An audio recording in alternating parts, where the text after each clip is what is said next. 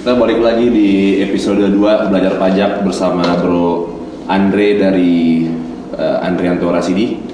Nah sekarang kita mau bahas mungkin yang dalam dunia pajak dikenal dengan istilah potput ya. Pemotongan dan pemungutan. Ya. Karena menurut gue nih ya, itu banyak banget staf pajak atau staf keuangan di sebuah company, dia bingung gitu ketika terima tagihan dari vendor atau dari supplier untuk tagihan apapun ya, itu dia bingung gitu, ini ada pajak yang harus dipotong atau enggak gitu. Nah, di awal lu bisa jelasin dulu nggak konsepnya potput itu seperti apa sih? Oke, jadi potput itu atau pemotongan dan pemungutan pajak. Jadi konsepnya pemerintah emang membuat sistem mekanisme controlling ya. Jadi biar diketahuan kita transaksi dengan siapa, dan kewajiban pemotongan itu kan ada di si pihak pembayar. Nah, dengan begitu kalau kita ada pajak-pajak transaksi yang kita sembunyikan, tapi karena pihak lawan transaksi kita melakukan pemotongan, mereka melakukan pelaporan, akhirnya Dijen Pajak bisa tahu nih gitu. Jadi itu sebetulnya untuk controlling aja. Karena di data sistem pajak itu pasti terlihat ya, yang bertransaksi itu siapa dengan siapa. Siapa dengan siapa itu kelihatan.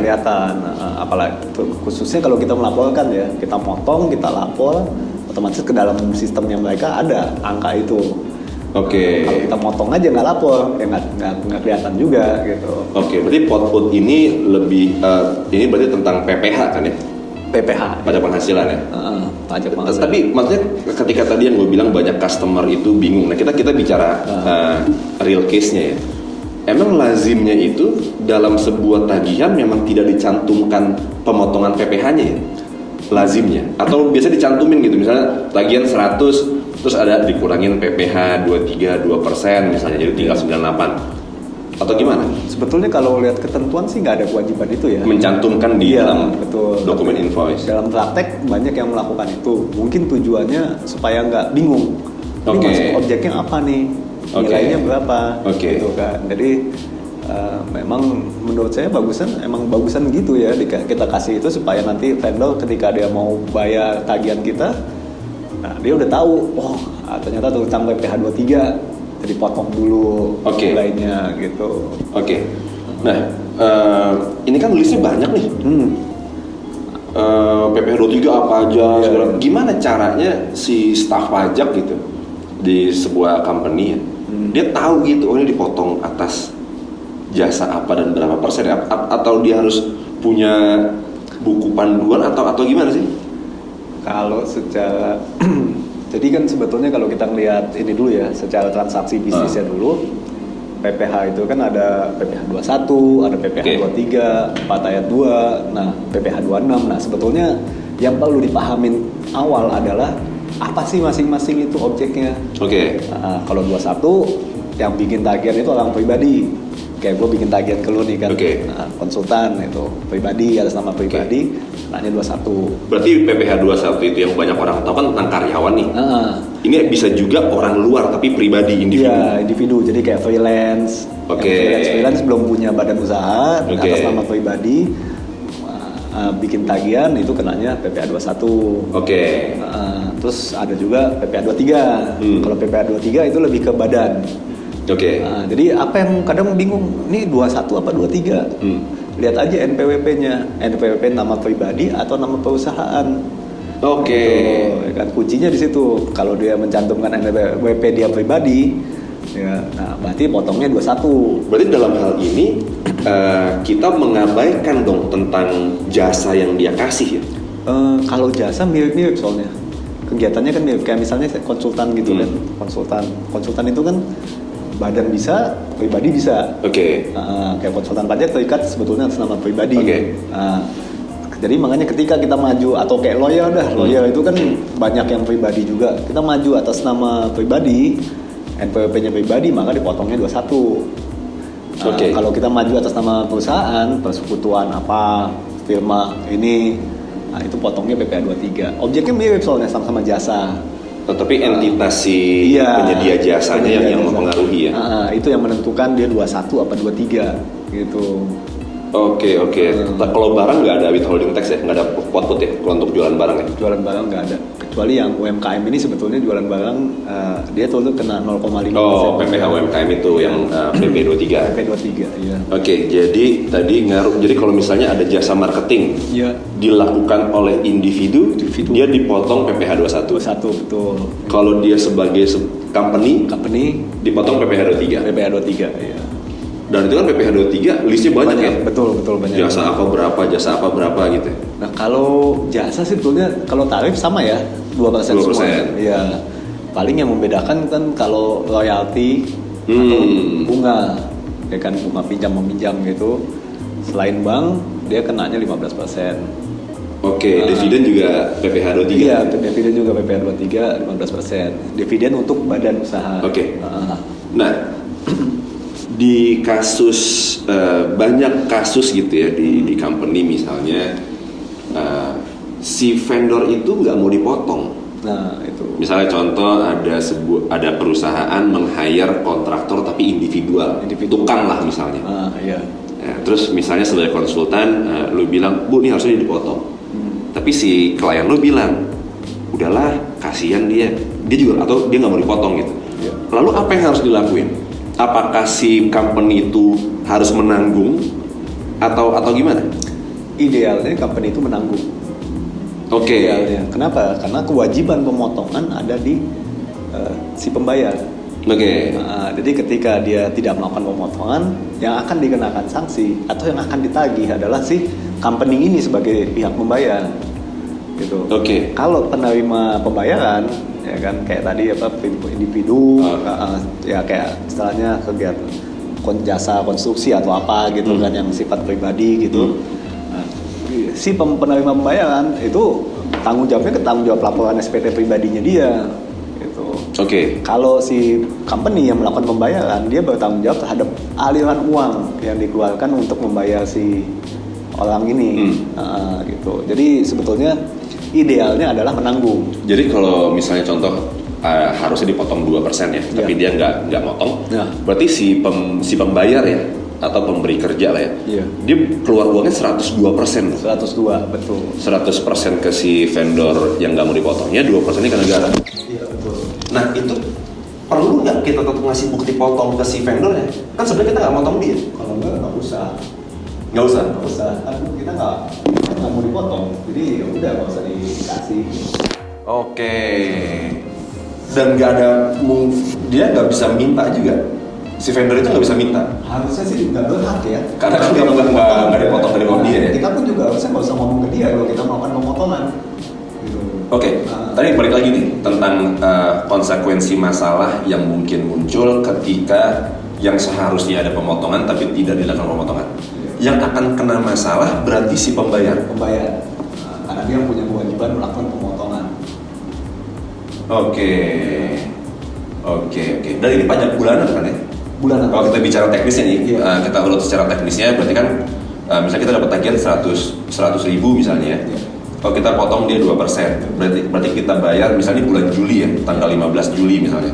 Kita bayar ke si vendor itu 98 ribu. Nah, sisa si 2.000-nya kita harus setor ke negara kapan? Paling lambat tanggal 20 bulan berikutnya. Oke, 20 Agustus. Iya, kalau gitu. Ini kan contoh 15 Juli ya? Iya. Berarti 20 Agustus.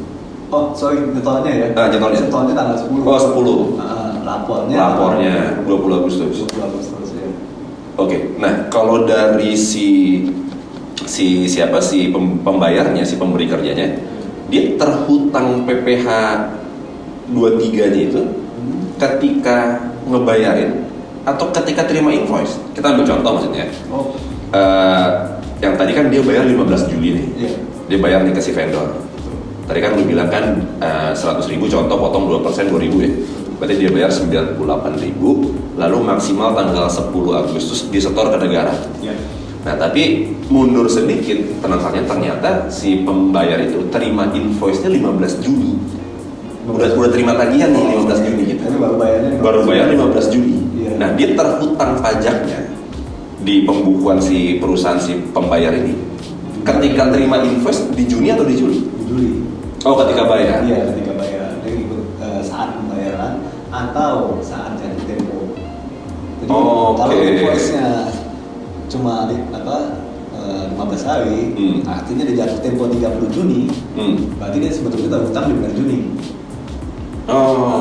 Kan invoice 15 hari kan. Jatuh tempo di 15 Juni, walaupun dia bayarnya di 15. Tapi gimana kantor pajak ngecek itu jatuh kalau tempo? itu nggak akan dicek, nggak akan tahu kalau tanpa ada pemeriksaan. Oke. Semua kuncinya di pemeriksaan ini. Oke. Ya, gitu. Oke. Kita balik lagi nih. Berarti kan kita bayar di 98.000 di 15 Juli, maksimal 10 Agustus kita setor ke negara. Ya. 2.000-nya.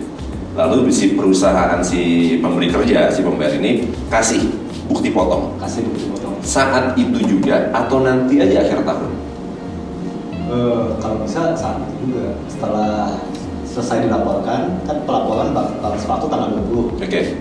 Kalau bisa setelah itu langsung serahkan bukti potongnya Ke si vendor tadi. ke vendor tadi ya. Oke, lalu bagi si vendor itu akan menjadi kredit pajak Iya, di SPT tahunan pribadinya. di SPT tahunan pribadinya dia. Iya. Jadi seandainya ada kurang bayar 10.000, Iya. tapi karena dia udah pernah dipotong 2.000, maka dia tinggal bayar si 8.000-nya. Iya, betul. Oke, jadi itu konsep cerita utuhnya atas sebuah output ya. Output ya, betul. Oke, mungkin nggak dia nggak make si bukti potongnya? Ada nggak sebuah kondisi atau sebuah alasan di mana si vendornya memilih untuk tidak menggunakan si bukti potong kredit pajak itu? Ada. Ketika apa? Kalau dia pribadi, Hmm. ya kan, misalnya dia sebetulnya karyawan ya. Dia karyawan, dia income-nya fix income Fix. dari kantor. Dia udah dipotong PPh 21 atas gaji. Nah, tiba-tiba dia nyambi. Oke, ada kerja sambilan lah. Ada kerja sambilan. Ada kerja sambilan, ternyata dipotong. Oke. Nah, jadi ketika ditambahkan penghasilannya dia, gaji plus penghasilan apa tuh namanya? Sampingan tadi. Sampingan tadi. Nah, PPh-nya kan meningkat. Ternyata peningkatan PPh nggak sebanding sama jumlah kredit pajaknya. Oke, Nah, dia harus kurang bayar lagi tuh. ya, Pasti dia kalau menjadi bayar, bayar. nggak apa-apa. Tapi kalau ternyata lebih bayar, kenapa? Harusnya sih biasanya kurang bayar. Tapi kalau misalnya dalam suatu kondisi ternyata dipotongnya banyak, jadi akhirnya dia kelebihan bayar, ya akhirnya dia akan memutuskan, udahlah, yang saya pakai sekian aja. Dan nggak apa-apa itu. Kalau dibilang nggak apa-apa sih, sebetulnya itu hak dia ya. Oke. Tapi dalam prakteknya di lapangan banyak sekali KPP minta klarifikasi. Oh gitu. Walaupun kan negara udah terima tuh duitnya. Nah, dia udah terima, dia akan nanya, kenapa? Ini kan hak kamu, kenapa kamu nggak menggunakan haknya? Gitu. Jadi Oke. banyak kasus seperti itu. Tapi bisa akhirnya berlanjut ke pemeriksaan nggak karena dia nggak menggunakan si kredit pajak itu? Biasanya sih enggak. Nah, paling cuma ini apa namanya? Ya, yang penting kita klarifikasi aja bahwa kita buktikan bahwa memang kita tidak ingin menggunakan hak kita aja. Gitu. Oke. Karena kalau menurut orang pajak tidak menggunakan bukti potong, ada indikasi bahwa ada sebagian penghasilan yang belum dilaporkan. Oh, yang diumpetin ya. Iya, gitu. Oke. Indikasinya seperti itu. Oke. Nah, tadi kan kita bicara dari sisi pemberi kerjanya ya, apa yang harus dilakukan dia motong ya. Iya. Nah, tapi tadi dari ketika si pemberi kerja itu juga berhubungan, bisa dia menjual jasa ke si customernya, kan ada kemungkinan dia dipotong juga. Maka dia sebaiknya juga meminta dipotong pada momen yang sama lah, ketika dia habis dipotong pajak itu. Nah, cuman mungkin lu di konsultan pajak pada kenyataannya itu banyak lu temuin pasti ya.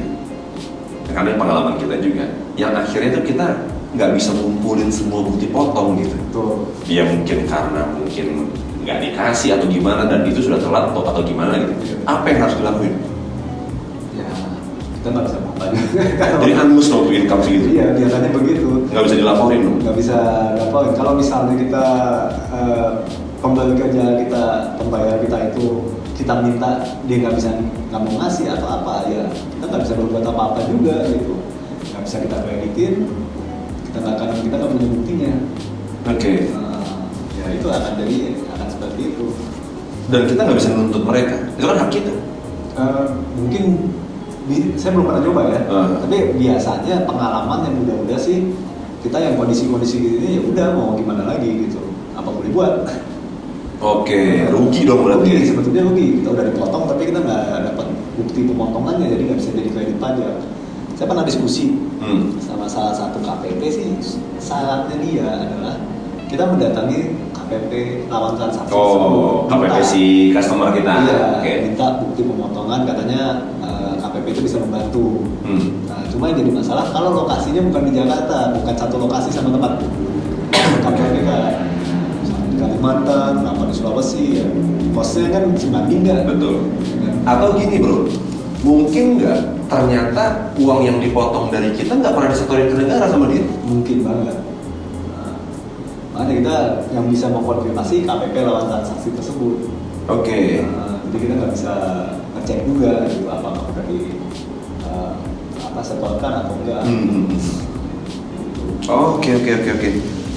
Jadi semua itu kecuali yang PPh final ya. Nah, cuman mungkin nanti masalah yang tidak final dan final akan kita bahas di lain kesempatan lah. Jadi semuanya akan kita akomodir pas kita ngisi SPT tahunan. SPT tahunan. Kita masukin semua kredit pajak. Iya. Gitu. Cuman memang di Indonesia, ini gue nggak tahu kenapa ya, kayaknya semua wajib pajak menghindari lebih, ya kan? Menghindari kelebihan pajak, mungkin nggak tahu, khawatir diperiksa atau segala macam. Kita nggak tahu juga lah. Dan cuman tadi poinnya adalah sebenarnya case itu selesai ketika semua sudah terkumpul, bukti pajak dia sudah pakai untuk mengkreditkan itu. Nah, pertanyaan terakhir gue nih bro, sekarang masalah jeda waktu. Masalah jeda waktu ya. Yang tadi contoh, tagihan di bulan Desember 2019, tagihannya masuk. Bagi si perusahaan sudah muncullah beban pada hutang, ya kan? Tapi tagihan itu baru dibayar di Januari 2020. Ya. Berarti bukti potongnya tertanggal 2020 apa 2019? 2020. Walaupun untuk servis 2019. Iya, betul. Itu nggak bisa ditarik, nggak bisa digunakan di 2019 ya? Nggak bisa. Jadi sesuai dengan tanggal bukti potong. Iya, tanggal bukti potong. Berarti tanggal bukti potong tidak harus sama dengan tanggal invoice-nya. Iya, nggak harus sama. Tapi harus sama dengan tanggal pembayaran. Maksudnya harus sama dengan tanggal pembayaran. Oke. Tapi tanggal jatuh tempo invoice. Balik lagi ke kapan saat terutama PPh 23 itu. Oke. Terakhir lu ada ini nggak insight nggak atau trik-trik khusus bagi si staf pajak lah, staf company ya? Kita nggak bicara buat konsultan, kan? Orang yang biasa nanganin terima vendor bayar-bayar. Apa sih cara simpelnya mereka bisa tahu itu kapan harus motong, terus kalau dipotong harus gimana? Lo ada trik-trik simpelnya? Kalau trik simpel sih biasa, yang pasti harusnya sih ke pemahaman orangnya ya. Ya kan, yang penting poinnya adalah kalau pribadi 1. Oke. Badan 23. Oke. Orang asing 26. Poinnya sih lebih ke situ. Dan menurut gua, karena kan ini kan bukan kuliah ya, jadi lu megang satu modul, satu buku pun tentang berapa tarif untuk jasa apa sih nggak ada masalah juga sebenarnya. Apalagi kan dengan prinsip going concern sebuah bisnis, itu kan hampir bisa dikatakan bahwa aktivitas bisnis atau transaksi sebuah perusahaan pasti itu aja. Iya, monoton aja kan, sehingga akhirnya lama-kelamaan harus staf pajak itu tahu lah, udah berulang-ulang terus kan tentang ini potong berapa persen atas jasa apa segala macam gitu kan ya? Iya betul. Oke, gue rasa cukup bro Andre, thank you untuk episode 2-nya. Ciao.